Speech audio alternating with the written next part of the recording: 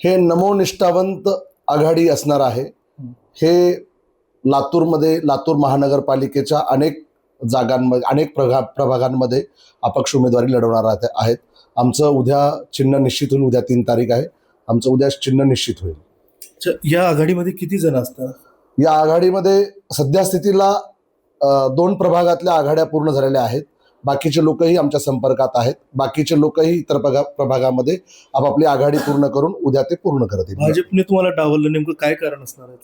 भारतीय जनता पार्टीने आम्हाला डावललंच का ह्याचा गुड आम्हाला अजून नाही समजलेलं, पण आम्हाला एवढं कळतंय ज्यांनी आम्हाला डावलून ज्यांनी त्या जागी ज्यांना घेतलंय याच्यावरून तरी आम्हाला भारतीय जनता पार्टीचा म्हणजे लातूर भारतीय जनता पार्टीचा आमच्या एकी बघण्याचा दृष्टिकोन एक चुकीचा आहे हे आम्हाला लक्षात आलं। आता सध्या तुम्ही भाजपच्या विरोधात म्हणून लढणार आहेत, भाजपच्या उमेदवारासोबत विरोधात लढणार आहे, तर येणाऱ्या काळामध्ये भाजप तुम्हाला असं पक्षामध्ये ठेवल का कारवाई करणार? आता ते पार्टी ठरवेल आमच्यावर काय कारवाई करणार आहे ते आम्हाला तर माहित नाही, पण आम्हाला तर हा स्वाभिमानासाठी लढा द्यायचा आहे आणि आम्ही तो देणार आहोत। अनेक ह्या पक्षामध्ये उमेदवारी अर्ज देण्यासाठी पैशाची उलाढाल झाल्याचा असा आरोप केलेला आहे।